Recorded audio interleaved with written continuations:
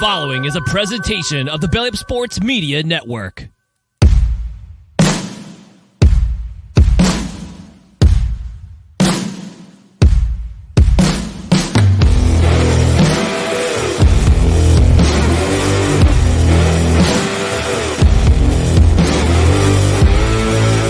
Well, no, what I'm saying is someone's still gonna win, and it might be if I know half the field, if just about half the field is playing badly, with golf, you can easily say, oh, the course must be hard. They're all playing bad. You know what I mean? It all kind of comes back to earth a little bit.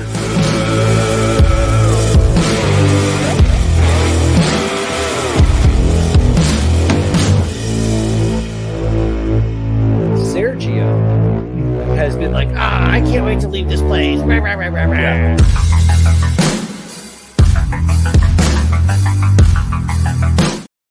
Welcome. Another beautiful Tuesday here in the Northeast. This is Divots and Pivots. We are here to bring you the latest news, AT&T Pebble Beach Pro-Am, and of course the random bullshit that hits our heads as we are live with you. We're just going to bring it to the screen as always, into your airwaves. First and foremost, Bud, as always, you look ready to talk. How are you? Did you hear that the Earth's inner core stopped spinning? So I saw that the other day, and I thought it was like just some clickbait, so I honestly didn't read it. But when I read the headline, that sounded pretty serious, if it is true. It's the best line in journalism, if true. I'm gonna go with to science on this. This is USA Today, and Okay. Earth's inner core. This is 5 days ago. Earth's inner core stopped spinning. New study finds it may soon start turning in reverse. I read this a little bit earlier, and it said something about we still don't know what, if any, effect this is going to have on humans. I'm just curious if this kind of gravitational shift is going to affect my draw or my cut. I had a rough freaking weekend at the sim. I not only did I have to eat crow by forgetting to submit a lineup to you. I have to admit that out loud. I'm not even sure if that was your fault or my fault or a glitch in DraftKings, because I don't know what happened, because I also giving me because I also thought that like our little one-on-one contest was set up, so I was just as shocked when I went in and said it wasn't there. So I think something weird happened. Are we calling this week a mulligan? We're just gonna call it a wash. I mean, I did cash 2 out of 3 lineups, but I'm not gonna hold that above you, because the one that I was gonna submit to you was the one that didn't cash out of the 3. So we'll call it a wash. You're a gentleman. Yeah, I went up to the glorious Saco, Maine. If you haven't been to Saco, Maine, you are missing out. Actually, had one of the best breakfasts of my life. I'm one of those people. That's such a pretentious fucking way to open any sentence. I'm just going to keep it to me, not anybody else in this world. I love diners and breakfast joints. There's a place called Crossroads in Bethel, Maine, that is literally at the crossroads of nothing and nothing. But it's down the street from the campground where I met my roommate, and we kind of, whatever. There's that place. There is a place called Flying Biscuit down in Gainesville, Florida. It's part of a chain. I still like them, but if you see a Flying Biscuit, they're good. Here in Salem, Ugly Mug. It's pretty well known on the North Shore and kind of that area. Ugly Mug Diner, Salem, phenomenal. Add to the list, Saco, Maine, New Moon Cafe. This place is a tiny hole in the wall-ish, but it's got a really cute facade, or facade, as it's pronounced in one of the great movies of the 90s. But I went and had a little breakfast date with Cooper Rose. The wife and her sister went out and had a little spa treatment. So Cooper Rose and I had a breakfast date. She had a blueberry crepe, knocked it out real quick, and then immediately reached over to my plate and took half of my crab spinach Benny and just woofed it down. And the people next to us were looking, and I was looking. I'm like, she's 2.5, and she was nomming this crab and spinach Benedict with hollandaise everywhere running down her face. She's just loving every second. I'm a little concerned about her lack of F's. But she seemed to love it. Shouts to the crew at New Moon. They were really sweet. And so Saco, Maine, New Moon, that was the highlight. The low light was, forgot to turn in a lineup and then got my ass handed to me at the simulator once again. And so I have to tip my hat. Jordan, my brother-in-law, he has this little phrase that he likes to say, everybody's got their kryptonite. And as much as until I beat him, I have to admit he's right. I mean, I think I've lost like the last 3 times in a row we've played, maybe even 4. Oh, shit. And that's both with and without strokes. Like he's beat me straight up. Then in the sim, there were no strokes. His game's gotten really sharp. But yeah, shouts, tip of the hat. It was a good way to start off. I did pull it out. I didn't lose everything. I gutted out the back 9 to win the back 9 both match and stroke and save a little face, but just a little. But it's some. It's better than a shutout. I appreciate that. Some of my face is better than none. I appreciate that. No, but you call me two-faced? Yeah. Just because the physical face qualities you were going for there. Pebble Beach Pro-Am this week. We have another Pro-Am. We're excited about it. And this is the one that people actually kind of more associate with. I think the Desert Classic is more of an old school. That really is like old-timey Vegas and Dean Martin and the Rat Pack crew. This is much more Clint Eastwood in the new era, mostly because I think Clint Eastwood owns Pebble Beach or half of Pebble Beach or whatever. He's the chief. It's a cool, fun week for a couple reasons. We get another Pro-Am. We get another round of celebrities. This one gets a little more TV love associated with it. Ray Romano. We're going to go through the celebrity list in a little bit and talk about that.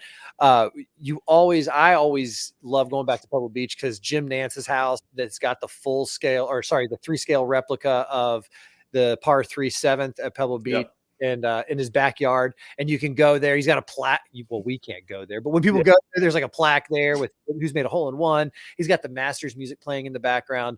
I find him just to be a super fascinating guy and an inspiration on several levels. And then, of course, Pebble Beach, the course itself. It's one of America's gems. It is it's one of the top courses that you can quote unquote play or get on if you can afford it and get out there. But it's not abusively long, and it's only one of 3. They're going to go to Spyglass, where they are going to get slapped around. Spyglass is up there with PGA West, where it is just awful.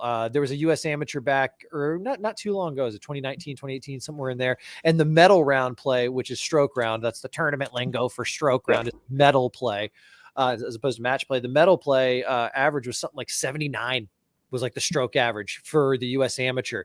That is nuts. That's like, Massacre at Winged Foot type numbers from the 70s. And so they'll get beat up over there, but then they get a reprieve with Monterey, which is much more of a resort-ish feel. It's still on the coast and still a tough course. And then, of course, they get 2 cracks at Pebble if they make the 54-hole cut. And Pebble is notorious for tiny greens and thick rough. And if there's any fog or wind, look out. So it's going to be, I think there's going to be definitely some low numbers. It's not going to be US Open style numbers out there on the West, but anytime they have to go play Spyglass, it's got 3 of the toughest holes on tour.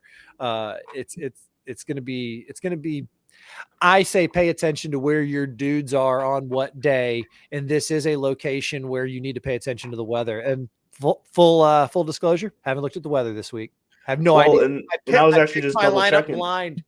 And I was actually just double checking. Have they not even released the tee times yet? I thought you were going to say the weather. No, I'm not even seeing the tee times. Wait, maybe I'm just looking the wrong. Yeah, tee times are not listed yet. Well, that could be too, because we got movement here where Josh Allen is saying, sorry, Pro Bowl, can't do it. I'm a little banged up, but I'm gonna go out to Pebble. I don't hate on the guy for doing that. Listen, the Pro Bowl's a joke. Let's start there. All right. We are going to, anybody who tunes in for the fantasy advice and picks, we're going to get to that immediately after this one question. Yeah. Pro Bowl Manning cast. And after a major announcement. So be waiting for that too. Oh my God. You teaser you. The Manning Pro Bowl, divot or pivot? Any Pro Bowl. I forgot that's I'm pivoting on. I don't want any Pro Bowl. I think it's just. I think we've seen other players want nothing to do with them either. So I have no interest in watching or taking any part in it at all. No, we're right back where we started, because I found it more interesting when the players played dodgeball. What was that, like a year or two ago? So I guess that's what they're doing. They're going to do like flag football and skills challenges. So I'm fine with that stuff, but I'm still not going to be glued to it. Like I'm still not sitting down to watch it, but if I have nothing else to do when it's on, or if I'm sitting in a bar and it's on, I'll pay attention. But I'm not going out of my way to watch any of the Pro Bowl. But I do think those things are more interesting than a game. I wish they could find a way to incorporate kind of the draft combine into this instead of the Pro Bowl, because I agree. First of all, you've got guys who when I heard about flag football, my immediate thought was, how often do we hear about a non-contact injury in practice, and we're just like, oh man, non-contact injuries. I mean, there's probably guys who won't play with their kids on the beach until they're done playing because they don't want to tweak something. I mean, they are finely tuned athletes. They are the peak and creme de la creme. I wouldn't be shocked if they're, the way these guys are counting hits and snaps. If we just see it go away altogether, I would love to see, like I said, same prima donna-ish issues could come out with these guys in the draft. I don't want any more snaps or takes than I have to get. We already see them bow out of bowl games and like pivot on the Pro Bowl. Bowl. Find something else to watch. I'm sure LPGA will be on that weekend. Tune into that, dude. Those ladies can play. I love the chirping between Max Homa and Danielle Kang.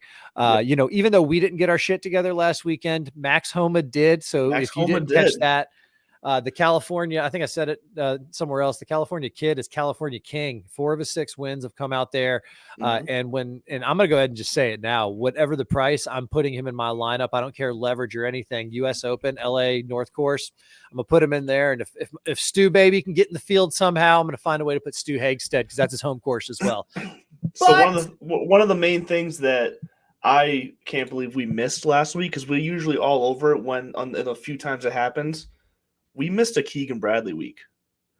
Like how did we not catch that was coming? Because we always seem to catch it right the 3 or so times it happens a year. He's like Webb Simpson to me. I think I'm just numb to him. I think I've been burnt too many times. Kisner's up there too. I think Kiz is I think he's gonna enjoy his hunting money and keep his card as long as he can. Maybe try to sneak in. I'd like to see Kiz as maybe a Ryder Cup pick later this year. If he's in form, so if he makes the FedEx Cup playoffs, if he's in the top 125, and B, because he's killer at match play, he's great for morale. I'm just going to be I don't think I'm alone on an island in the Kisner fan club. I mean, the guys love him, but I wouldn't mind seeing him as a captain's pick. Speaking of the Ryder Cup, did you see Nick Faldo's saucy comments about it? I didn't actually. When did those come out? Well, I mean, he's not on TV anymore, right? It's Trevor Immelman who's now in the booth. And so Faldo, they just flashed up his tweet, I say tweet. I guess that's now everybody's press releases, or instead of a press release, you have a tweet now.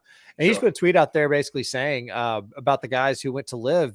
See ya. Like, can you imagine if you left a company after 20 years to go to a competitor, your name's not going to be on the wall. Your picture's not going to be on the wall. We're not going to celebrate you. Like, bye. And that is where I do think, until Liv maybe has some more gravitas, R&A and PGA don't owe them anything. In the Ryder Cup, sorry, you did. You picked your poison. Go have it. I do agree with him there in his logic, because it is a business at the end of the day. Yeah. But I also understand empathy. We're all about empathy here on Divots and Pivots. I also understand that position of, isn't the game bigger than this? Like, can't we find a way to coexist? Because at every evolution of the game, we've had these, the PGA Tour's inception was a breakaway tour. So, I mean, let's not get bigger and, forget where we came from, a poor black child on the south side of Chicago. Right.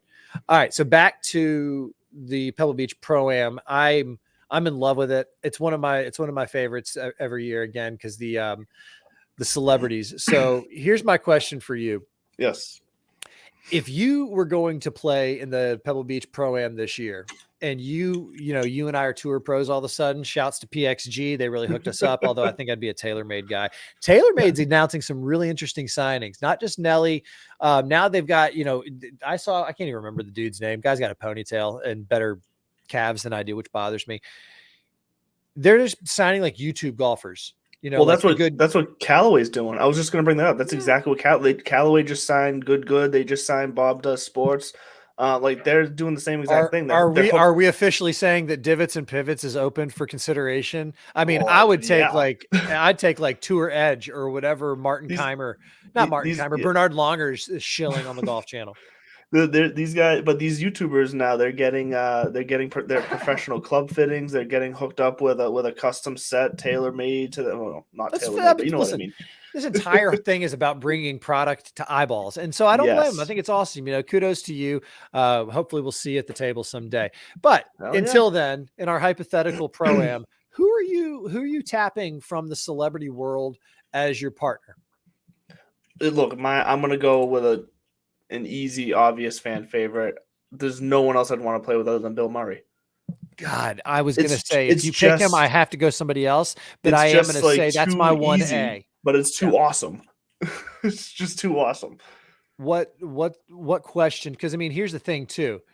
I wouldn't be shocked if it's the kind of vibe where he ignores you, right? Like, oh really? You know what? No, follow me here. Follow me. Part of his shtick, because there's the legend, and it wasn't legend. It was like apparently how it was. Like, this is a guy who didn't have a cell phone, didn't have a voicemail. He had like a 1-800 number that you called.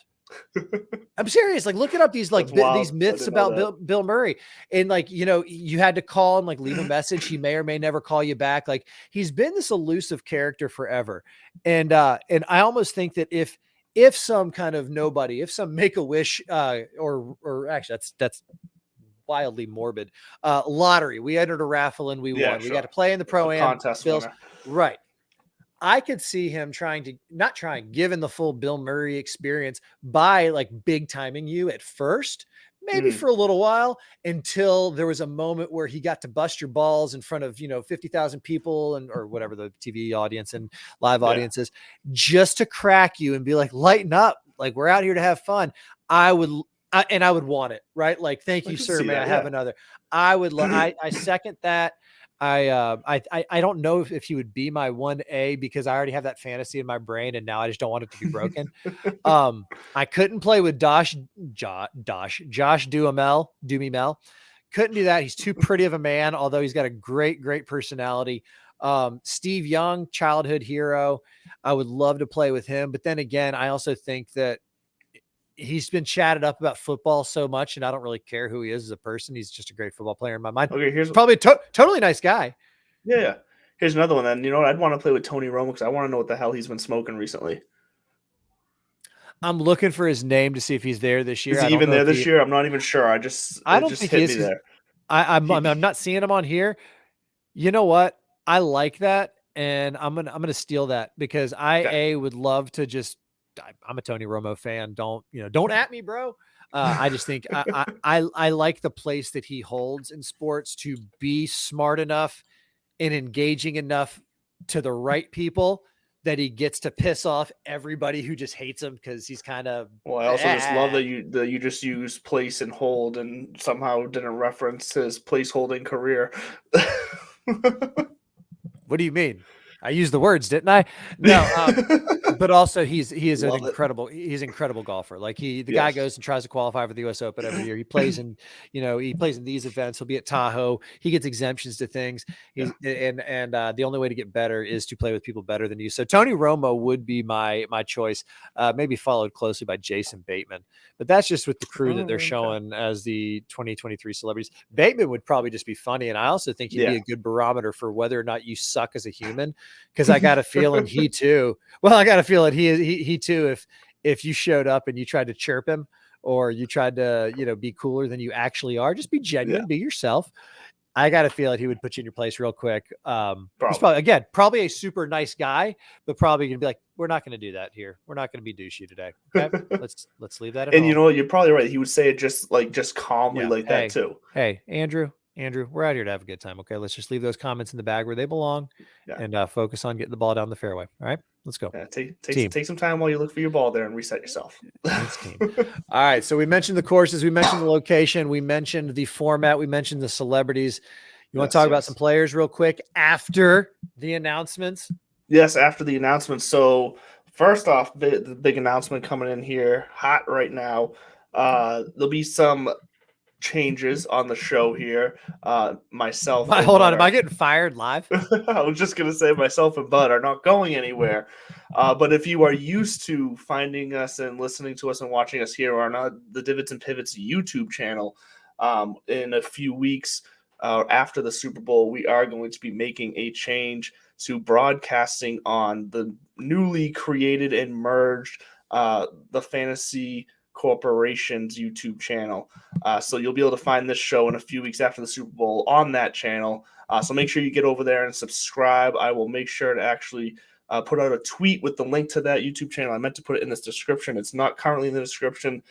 So look for it on Twitter. Make sure you get over there and subscribe. That will be our new TV broadcasting home. Other than that, you'll still be able to find us, our podcasts, and all the same things, Divots and Pivots, on all your podcast listening platforms. We are not leaving Belly Up Media. Belly Up Media is still also going to be our home. So that is the only change, is literally the YouTube aspect. We will not be using the Divots and Pivots YouTube channel anymore. So just make sure you look for that change. The Fantasy Corporation will be the new Tuesday live visual broadcast. Well done, young man. Well Thank done. you. Did you practice that? No. It felt like it. No, you or anybody listening should know that it's very obvious I don't practice shit. All right. Well, while we're sharing here before we get on to real talk, thank you so much as always to Piper Golf, to Mahler Bros, repping the shirt, second ball All-American. Get them while they're hot, or just order them to print, because I think that's actually how it works. But no matter what, whether you're at Piper, Mahler Bros, use Div Piv on the promo, get a little love. Send us a little love. We appreciate that. My announcement is much more of a tease. And it's a story that we're going to be following. And to set it up real quick, the aforementioned brother-in-law who whipped my ass at golf this past weekend and is my kryptonite. I hate admitting that, but you got to eat crow when it's what you ordered, right? Which I do think that's gonna be my next tattoo, is a raven / crow. I'll get into that another time. Yeah, I would definitely love to hear that story sometime. It'd be fantastic. Oh, you're very nice for saying that. You know, they used to say when I was a child, Michael shares his thoughts. He likes to share his thoughts. So Jordan introduced me to his crew. He's from Calais, Maine. You have to Google it, and then you have to zoom in and realize it's on this side of the border of Canada. Like seriously, like half the town works for the CBP or Border Patrol, if I even got that acronym right. They're salt of the earth people. They are a wonderful, wonderful crew up there in Calais, and they've got a little course called the Croy, is what they call it for a nickname, St. Croix Country Club. And it's a small, short, windy little bitch of a course, because the greens are tiny and fast and on slopes. And unless you're a local and know the tips and tricks, it can slap you around a little bit. But anyway, there was a character I got paired up with out there at my brother-in-law's wedding a little while back, and for the tournament that we had. And his name was Kenny. And he was, again, in a town of the nicest human beings. This was the nicest human of them all. He was beloved by all. And unfortunately, he passed away in December.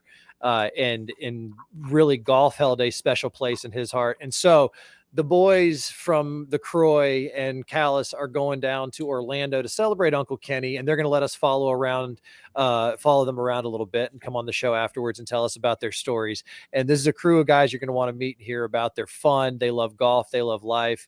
And at the end of the day, we're going to get to share some fun stories about Uncle Kenny and the gentleman from Calais and the Croy. So look for that coming soon, both here on the show and on the written webs, where you're going to see both Andrew and myself here in the coming weeks. So that's the fun stuff coming up. We're 24 minutes in and we haven't talked about tier 10 yet.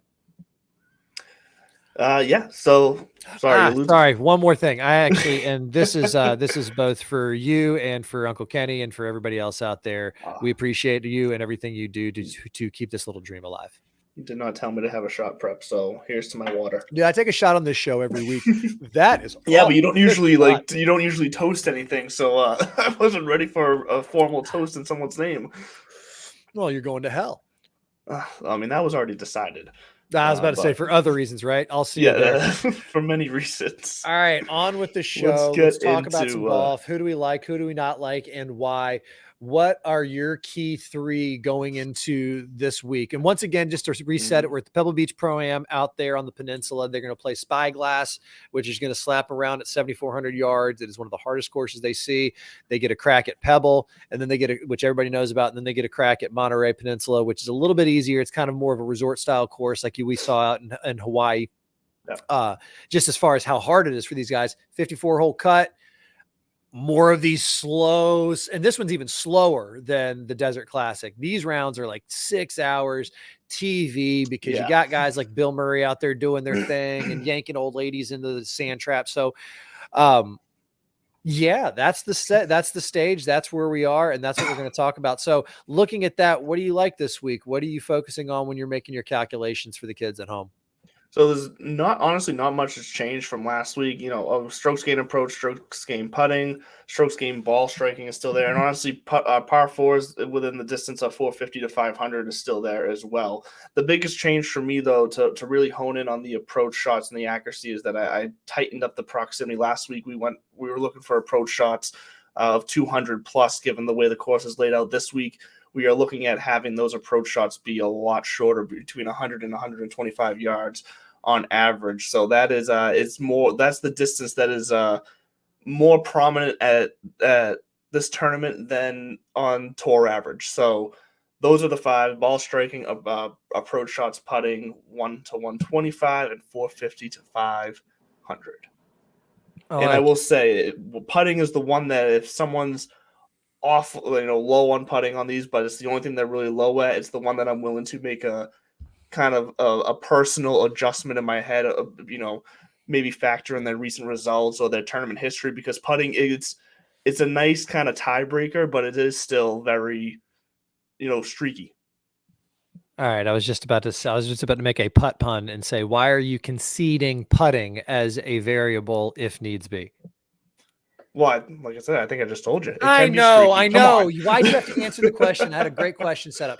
I agree with you on the putting. It is in my factors this week as it has become more and more popular because, quite frankly, I'm eating more crow. This is the theme of the week. I used to say putting is one of those things that who cares? You can catch lightning in a bottle.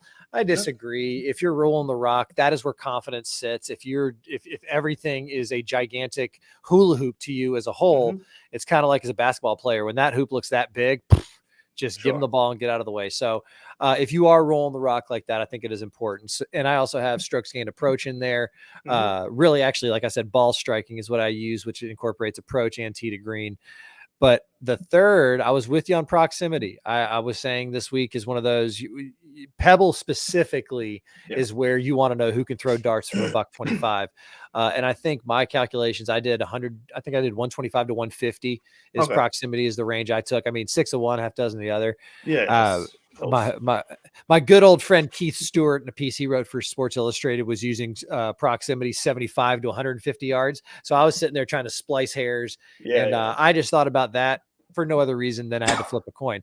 So pretty similar in my three as well. And just like we've talked about, I don't go much deeper than that because I don't know, I got other things going on. Now, I also like to kind of go with my gut and some of these. And this is where gut speaks loudly too, because you see in the 10K range, Jordan Spieth, everybody knows Pebble's his place. He feels at home there. Everybody talked about when he was in a slump, always when they got back to Pebble, maybe is this going to be the spot? Is this going to be the spot? He's kind of synonymous with the way that Tiger is with Bay Hill or Torrey or some of those places where they're just super comfortable. Ironically enough, Pebble's another place that Tiger's super comfortable. So it's not a shock to see him up there. I will say though, in the 10K especially range, given the rest of the field too. Yeah, I mean, and it's a star-studded field. It's not a huge purse. I don't think this is one of the elevated events. We don't get into that really until the Florida Swing. So it's not a shock to see Jordan up there. I'm not touching that with a 10-foot pole. I just think it's too much. I think it's too much capital. I mean, there's nobody in the 10K range that I would actually start, but I will say this for what it's worth. Victor Hovland, he whatever not priced out. He calculated to be number one in my model for what it's worth. But I don't think anybody in the 10K range. It's funny, man. I don't know what it would take for me to pony up 10K. It would have to be a kind of Tiger at Bay Hill scenario, but You tell me about your love or hate for the 10K this week. No, I'm not disagreeing with you at all. It's for Jordan Spieth, Oh, I wasn't especially. challenging you. For Jordan Spieth, especially, 10-6, I think he's at, and he's still also projected just about the highest owned at around like 17%, 17.6%. So that's just a lose situation for me there, because I don't think it's a guarantee. It's not like it's a guarantee that he's going to go out there and crush this tournament and win it. Given the field of this being not your top notch field, considering who's out there, this is one of those where I'm really going to be looking at ownership, and I'm going to be trying to find the leverage, because I think this is a tournament that there's a lot of guys in all the price ranges that have a legitimate shot at winning. So I'm going to be playing I don't really want anything over 13% owned in this tournament this week. And that's going to be the main thing I'm looking at. Now, the one exception I am back and forth on making it for is Tom Hoge at 10K. He's the one exception, and I know he won it last year, and that's why he's popular. He's the same thing at 17%. He just has a track record even before that of doing well here. He's been playing good and decent. So his current form and run is what makes sense to me for it. But once again, because he's going to be the highest owned and he's third highest price, it might keep me off of him. But I will say he's the one exception I am back and forth considering.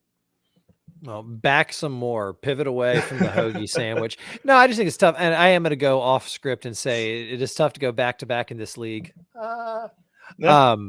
I do. I just think there is some mental, it's so much of this freaking game is played upstairs. And I think we saw that last week with Sam Ryder. You know, he was freaking man on fire. The joggers, he was letting the ankles fly. You know, Phil Mickelson's firing off tweets, and then it just falls apart, because who'd you have? You had Mr. Reliable coming right through there, zen as can be. Max Homa fires a number, walks away with it, you know, takes your girl, takes your beer, and says, you know, make sure you wash my car while you wait. That's why I just think you're right to flirt with Tom Hoge, but stick to a salad instead. So here's the guy that I will say that if I'm going to pivot off of Hoge, the guy I'm pivoting down to, that I'm between him and this guy, is Andrew Putnam. At 9,700, he's the guy that, because of the way he rolls the rock, he's in good form. He hasn't missed a cut in at least his last 5. It looks like. Once again, it might be more than that, but he finished 6th here last year, 55th the year before that, 38th the year before that. So he's in good form right now. He's had positive strokes gained since November of last year, and like I said, the way he putts, he ranks 4th in the field in putting. So, you know, I'm here for that. And he's only 13% owned compared to 17 with Hoge. You love that? I'm here for that. I need that on a beer koozie. I need that on a t-shirt. I'm here for that. Yeah, I'm here for that. It's better than me saying I'd fuck with that, because that's the phrase right now out there in the cult, and, you know, just out in the world. Oh, I'd fuck with that. You never heard people say that? Yes, I have. And, okay. But I'm just feel saying, very alone here for a second. Well, that's like when I heard that the kids were saying capping, and I'm like, on that shit. Seriously, dude, you can't just start making shit up and saying, "Oh, it means lying." We already have a word for that. We have words for this. Like, don't just start bananas. Okay, real fast. We'll probably agree with this. My least favorite, you know, slang abbreviated word ever, cray. You took out one letter and it didn't even change the syllables. Still the same amount of syllables. It's just cray. But oh no, it doesn't. It is. I guess it is one less syllable now that I say it. Then, but still, it's just dumb. But what if she's cray? She's crazy. That's it. I can still. That's crazy to me. Still works. Do you think cray was created by crazy people? Because craziness is not limited to women. Yes. Geez, let's not get Me Too'd in our second season. But do you think it was created by somebody to make it sound cute? Like, oh, I'm not crazy. I'm just a little cray. It's like, you know what? Probably. That sounds 100% right. Yeah. Where the first time 2 dudes actually figured something out. Yeah. Andrew Putnam, until that name gets a little bit bigger, I think it's just too much of a vanilla flavor for me. When Seamus Power is sitting right there at 9,800. No, I love me some Seamus. He won it. Yeah, I think he won it last fall. He was clicking on all cylinders last year. He's treated me well. And you've got the weather connection. We're out on the peninsula, which if you ever go to San Francisco, every freaking local out in that area is going to tell you about the fact that it's on a peninsula. And then they're going to explain to you that a peninsula is a body of land surrounded by water on three. It's the most annoying thing in the world. But anyways, they have shitty weather sometimes, and they have shitty weather where Seamus is from. So shitty weather Seamus, I think, might deliver this week. He's playing well. He has a good history at this course. He's definitely been in the top 25 a handful of times before. So Seamus is where I am shamelessly planting my flag and building my foundation for my lineup this week. I don't and mind I that. like him in the 9K. Yeah, I know you I do. could, You yeah, like that. no, I you know what, I admittedly kind of just got tied up on other names. It's not that I forgot about Sheamus Power here, but I immediately kind of looked him over, I think. So That's I what don't, happens. I start I don't talking hate about that call Seamus at and your all. pants are on the floor. All right. You know what? Who I do like in the 9K though, if I'm going to stay, Joel Damon, Damon, whatever you want to say. He's sitting there at 9K, and the only reason I say that is because obviously he could have been 8K just as easily, and that's where we're going. I'm not going to take him over. That dadgum right. Not going to take him over my boy Seamus. Like I said, I'm all in with Seamus this week. Yeah. But Joel Damon, don't sleep on him, especially if you get to that point where you're not sure. He's in good shape. And I also think there's some cosmic juju out there with Full Swing coming out in 2 weeks. I can't wait. I cannot freaking wait. But before that, we have to get through the 8K range. So tell me about your 8K I was just dreams. to say you beat me to the punch on Damon there because he's in my lineup. He's one of my guys as well. So if you're listening to the show, that's a 2-for-2 special on Joel Damon. Get him in your lineup. If I had to bell to ring, I would ring a bell for you. Maybe we fly that in, get that going next week, but we'll figure out some sort of sounder alert. But Joel Damon, both of us like. So for all the same reasons you just said, his form, his everything. He excuse me, he finished 6th here last year as well. He hasn't missed the cut here ever, it looks like, at least back to 2017. I'm not sure how long he's been playing here professionally, but this is a course he's comfortable on. That's about right. I was going to say that feels like it's probably about the right amount of years, right? The bucket hat is newer to the tour. Yes. God, I didn't even mean to rhyme that. I'm so on fire tonight. I really, though, I think I got a name for you in the 8K range that you're going to like, and you're going to like for the right reasons. And it's cousin of Stewart, and it's Alex Smalley. So Alex Smalley. I'm glad you brought him up because I was so close to him too. Well, he ranks 20. He ranks 20th in my model, which, let's be honest, I'm brilliant. But 8th in approach and top 30 in putting, and those two are the key for me this week. And on top of that, the boys in form. He was T37 at the Farmers, T22 at the Amex. He did hit a cut at the Sony, but that was his first one out the gates after being T5, T4, T11. So he's in form. He's a no name. Save a couple bucks. He's not a no name. Alex Smalley. I think he's another. Is he this season's Smotherman? For us, he might be.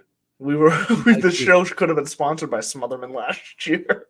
We hit on Smotherman a couple times, and then we literally acted like we were hitting on him a couple times.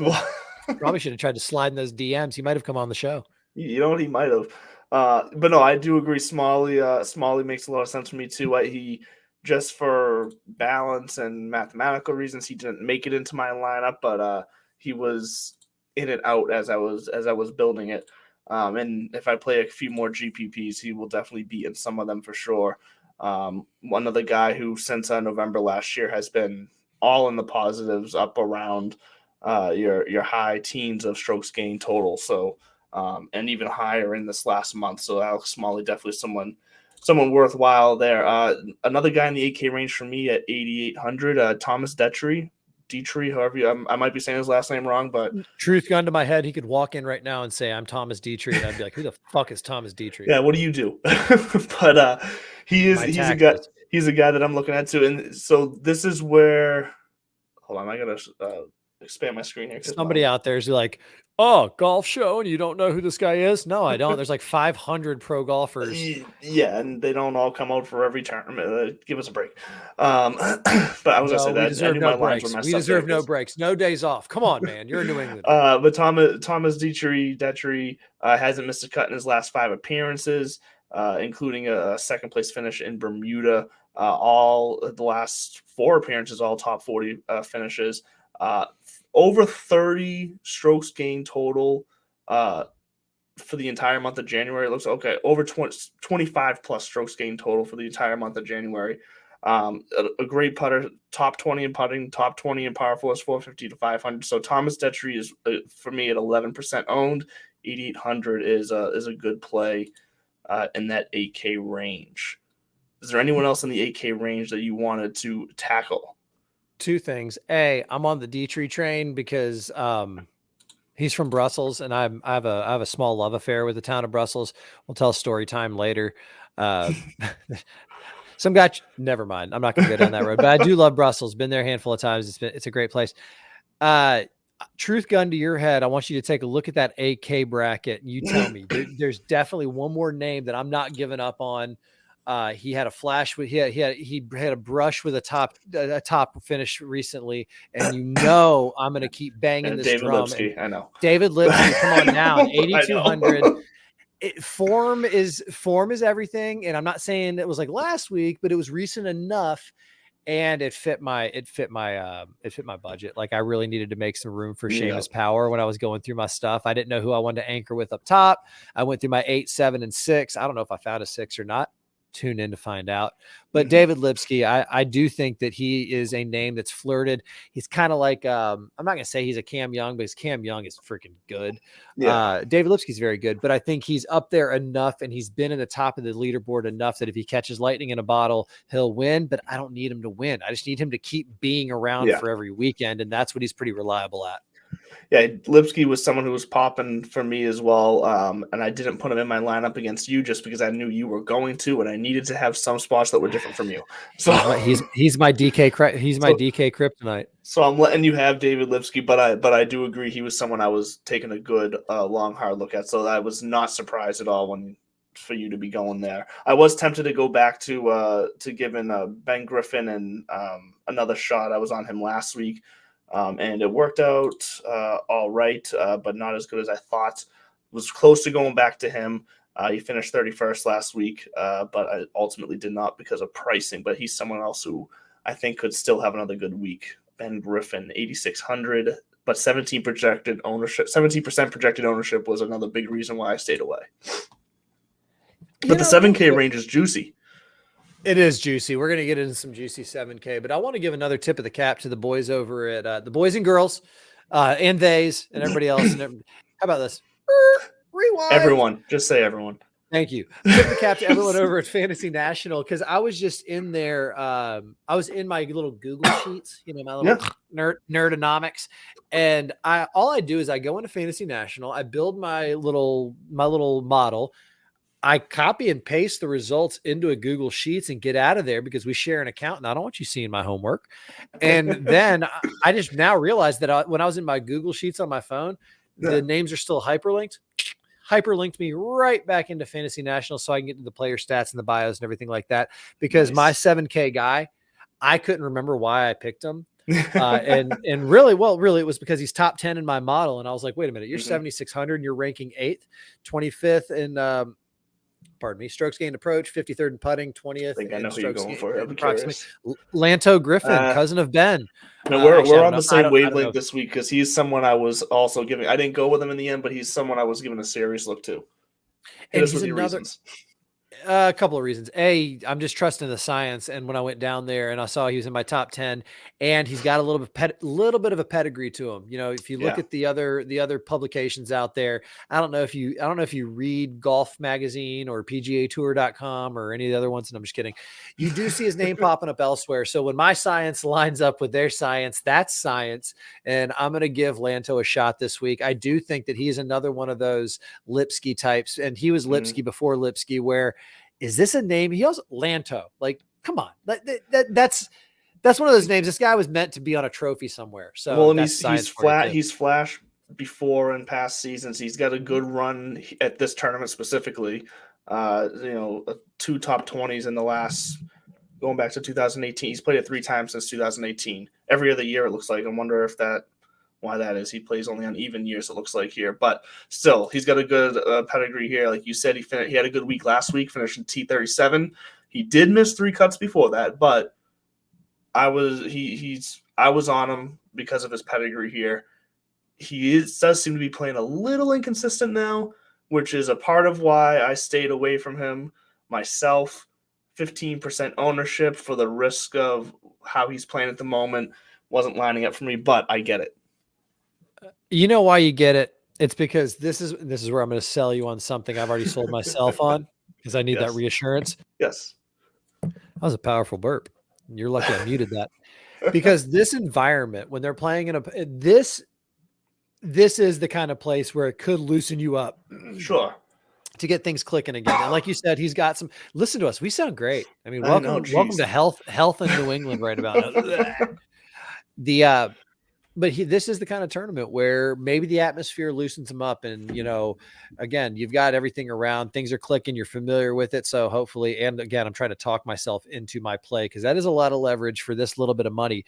But I think that's because the logic lines up. He plays well here. He checks all the right boxes.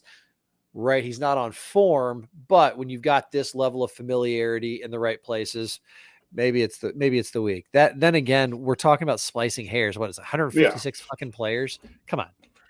Well, and for me in the 7K range, even more so, I know I've talked a lot about projected ownership today, but in the 7K range specifically this week, I'm going to be playing basically strictly off of ownership in this case because we already saw how heavy the ownership is at the top. Which means there's going to be a lot of guys dipping down into the 7K range to make it work mathematically. But like I said, there's enough guys in this range, I think, that have a legitimate shot of top 10s, top 5s, maybe even pushing for a win. It's just one of those tournaments. It's one of those weeks that if I can find the guy that is sub 10% owned, it's massive leverage, and I'm gonna go fishing for that. Now against you specifically, it's one-on-one. It doesn't really matter that much, but I'm talking GPP.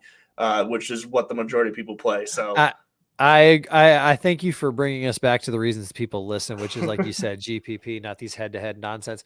Are you done with 7K? I have another 7Ker in my lineup. I haven't even given you any of my 3 guys in the 7K range. I'll go rapid fire because we're running on time, but I'll go rapid fire here. Let me give you my next one, then you counter. I've got Russell Knox in there because the guys from Scotland, shitty weather. So. There we go. And I think he ranks number 1 in my proximity. Yeah. Back to you in the studio.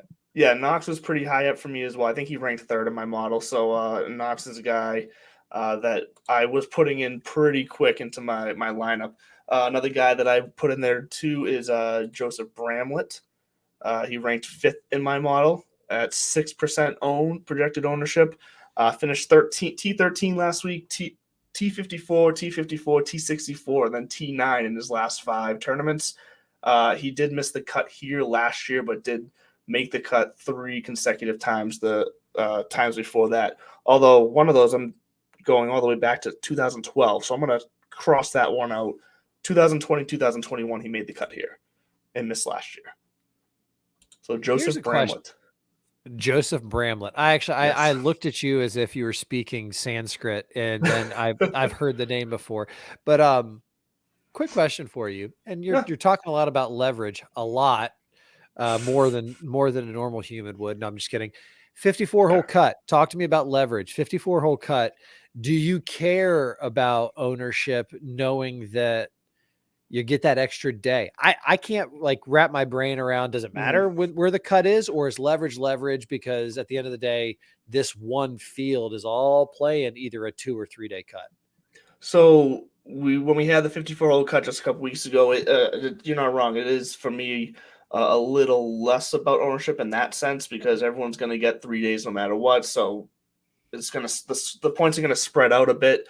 But in this case, because the field is the way it is, where there's no I believe the 2 weeks ago when we had that, it was a very star-studded field, studs everywhere that anybody could do anything. So it was easy. Like the ownership was already kind of naturally spread out, anyways. So it was going to matter less in that tournament for me. But in this tournament, I think we're already seeing the ownership is going to be in that upper 9 in the 10K range because those are the names that everyone knows. And then it kind of takes a fall off after that. And so things are going to stick to the big names, and then we need to find the leverage elsewhere to get the edge. So the edge is going to be few and far between this week. It's going to be more important to find that maybe one or two like diamonds in the rough, because like you said, everybody's getting that one extra round with whatever's in front of them. You could have, Correct. I mean, because in theory, you could have a guy miss the cut. He could shoot 87 on round 2, which normally he's gone. But because of this week, he gets another round. He shoots 63, but still misses the cut, and you get that 63. So, okay. Exactly. So someone like Grayson Sig.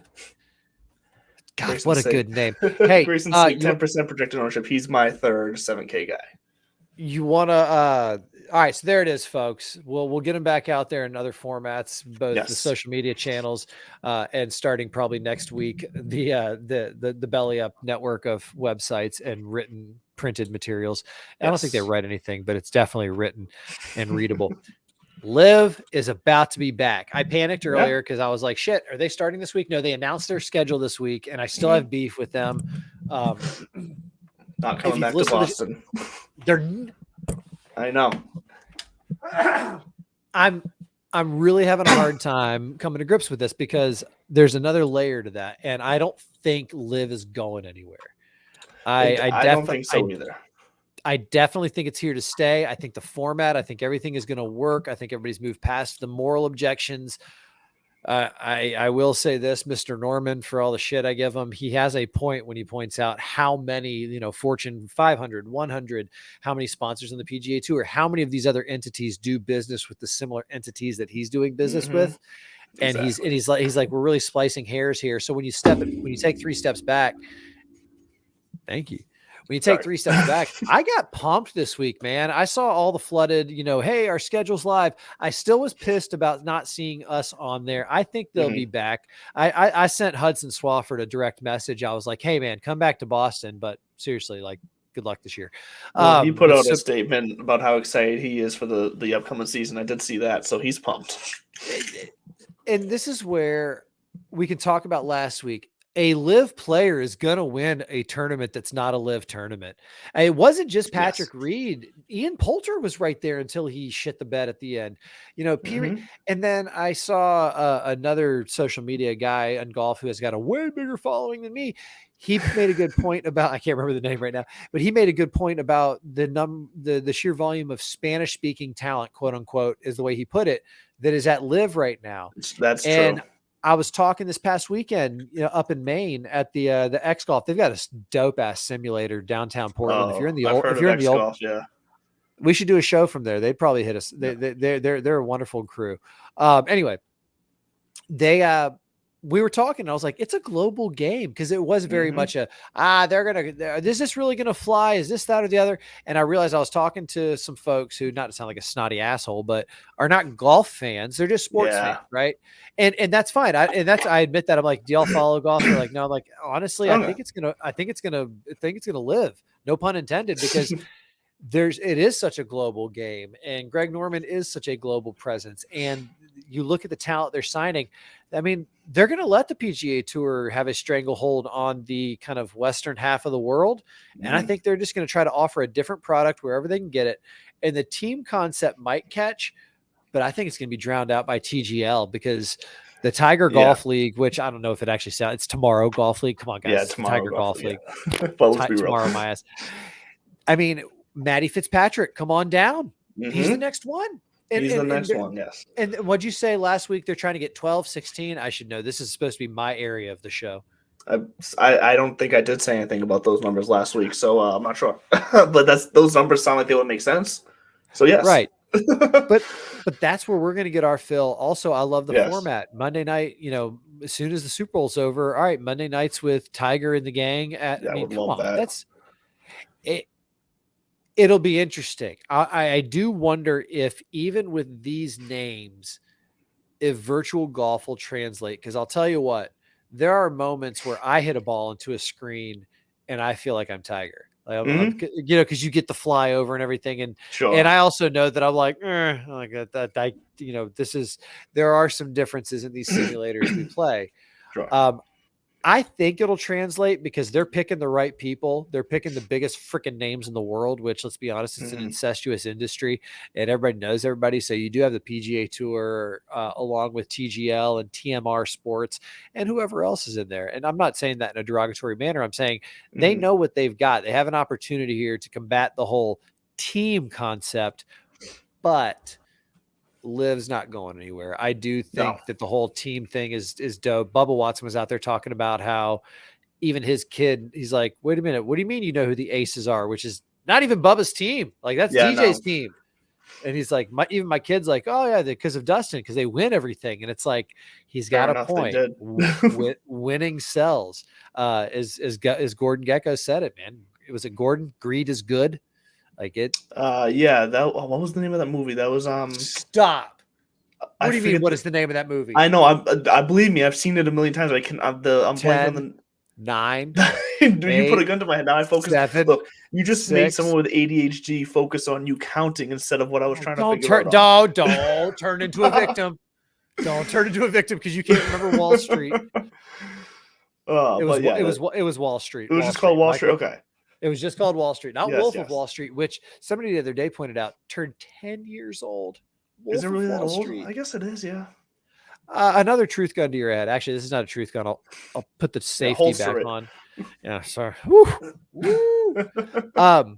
There's a drug that Jordan Belfort's using in that. Do you know what it's called? Do you remember what it is? I do. It's called a Quaalude. Look it up. Oh, yes. Okay. Yeah. When I was in high school, everybody remember those TI-83 calculators? Yes. Do you remember that?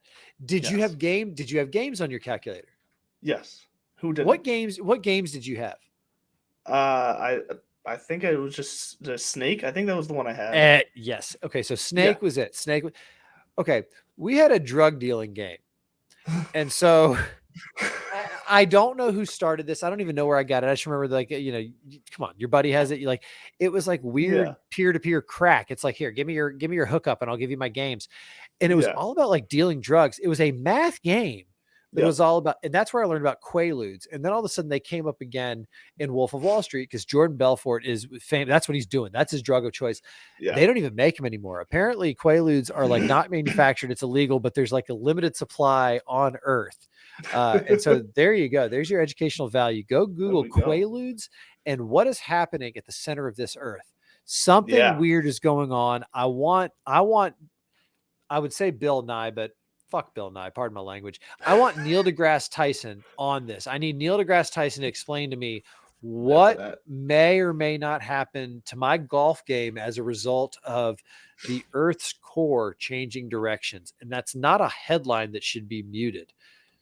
Well, no, and I was hoping it was clickbait because my initial reaction when I read that headline was that doesn't sound true good story. At all. Like I was just like, this seems like the end. kind of scenario. There are certain there's certain statements that have no context or no way of just saying like, oh, that well hold on just a second. Maybe if you think about it from this angle. All right, I'm going to repeat it. The Earth's core is stopping and reversing direction. Which is just wild to think of that is even possible. Because you know what I'm thinking of now? I'm thinking of like literally like a golf ball spinning rapidly fast when it lands, still moving forward, and then just slowly that fire spin back and then just zipping. Like that's what I'm picturing is that golf ball landing, going in one direction, and like is it going to happen that fast? Like is all of a sudden like our climate's going to change? Or we might not have a show next week. I don't know. But if we do, we might all just float. We all just might float off the earth. It's funny you should mention that. I actually, when I used to commute into Boston from Salem, which city, USA, baby. And I used to take the commuter rail every day. I used to rip through books, nonstop. And I would read anything. And one of them was called What If? And it was just a series it was like a physicist explaining like what if statements. And one of them was, what if the earth just suddenly stopped moving? Like what would happen? The way, and I'm not going to try to recreate it here. The way he described it was so catastrophic and unimaginable that he did open with like, first of all, this isn't like uses jettison. Jettison. But it's something that's not even in the realm of possibility. And he was like, it's hard to even theorize something like this. Yeah. He's like, so we have to make certain assumptions. So assumption A, Patrick Reed is gonna win this year. I hate to say it, he's going to win. What happens Assumption. first? He wins or he hits McElroy with a tee? Well, he already did that. I will Oh, say, I didn't think he actually hit him. I thought he missed it. I thought he threw it at him and missed him. Oh, who gives a rat's rear? That's He's what a I was trying to child. No, I was trying to be. Damn it! You ruined it. I did. I'm so sorry. I got distracted. Well, let's blame it on Patrick Reed. I got distracted about him. I'll never forgive him for wearing a choker. Let's just put it that way. I do think he's going to win. I think he's in form. Could you imagine if he won at Augusta? I mean, he's got a lifetime exemption, I know. and the way he's playing right now, and like there is that extra motivation. Whether or not his ball was stuck in a palm tree with binoculars and this, that, and that's like people up there who want to say Cincinnati lost because of the officiating. You know what? Both teams play under the same conditions. A call was made at the end of the day. Call was made by, I think, a total of 3 different rules officials. Right. Like, so I think it was either 2 or 3. So like, it's not like he cheated. It's not like he just Patrick Reed gives without anyone knowing. He gives us enough to give him pot shots about legitimately. Let's not like Let's not create everything. He threw the tee at McElroy, and then all eyes were on him. So anything that seemed a little fishy was going to be called out. And I'm not going to lie, it's almost Dennis Rodman-ish how he's going to lean in. Well, you look at Rodman. Before he got to Chicago, he was just a hard-working rebounder. Yeah. He gets to Chicago, you get a little spotlight, and then all of a sudden you dye your hair, you put on a wedding dress, and you marry Madonna. So and who's his I'm Jordan? I was about to say, don't be surprised if Patrick Reed marries Madonna soon. Back to the regular schedule this week. Yes. Thursday, although I will say sometimes we get some fog delays and all that. Very possible at Pebble, especially. But it is a fun week. Tune in. If you like what you heard here, then get your head checked. But then make sure you like, subscribe, give us the reviews, do all the good things, ring the bell. And if you're not busy watching golf, I don't know. Well, and just came across my phone before we sign off here. Local news, breaking news: BC, Boston College basketball upsets the Clemson Tigers, who are ranked 20th in the nation, 62-54. So go Eagles, go! Let's go! And we didn't even mention, but I guess to bring us out here, Massachusetts now legalized sports betting. Today was the day you could start in-person legalized sports betting. Sometime in March is when the mobile apps will be allowed. So get out there if you are in the Massachusetts area. And if you like sports betting, remember, do it responsibly. Play only what you are comfortable losing. And pay your bookies. If you've got bookies, pay them now. They're going to come collect. They know that you can go elsewhere for the action. You got to settle up while you can. That's a fair point too, yes. Just That's saying. a fair point. So Encore Boston is probably the biggest main one you can get to. But I know there's a bunch of other casinos. I think there's 3 total that went live today. I just forget all their names. Does this mean also like online apps we can start placing bets? Because you know how that's what starts. So what I said mobile, that's what starts sometime in March. They were separate licenses. So in-person licenses were separate from mobile app licenses. So now we're gonna have the folks like driving down from like New Hampshire and Vermont to place bets. Well, you've been able to place the bets in New Hampshire mobily and in person this whole time. Don't talk to me like this. I don't know sports betting. I'm not a degenerate. Yeah, people have been coming up to New Hampshire, like literally just over the border, parking in a parking lot and placing their bets. Now they don't have to. It's all right, open and free in Massachusetts now. Land this plane before FAA kicks us off the route. Let's land this plane. Thank you for joining us. As always, we will. Oh boy, we will. God. We will be continue to be here on the Divots and Pivots YouTube channel for a couple weeks leading up to the Super Bowl, but then after the Super Bowl, potentially immediately the week after, or the Tuesday after, I should say, could be our first week. If not that, then the week after will be our first week over on the Fantasy Corporation YouTube channel. So make sure to check that out. Medusa Brewing.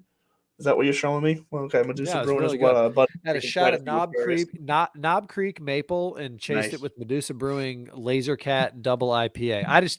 All right. I don't know. I'm worried about you. Why? Okay. Okay. But yes, check us out there. Keep an eye out for the announcements of the specific date changes. But we'll make sure we get it out to you in all formats so you don't miss it. As always, thank you for joining us here on Divots and Pivots, and we will be back next week, 8 o'clock. See you God, then. I hope.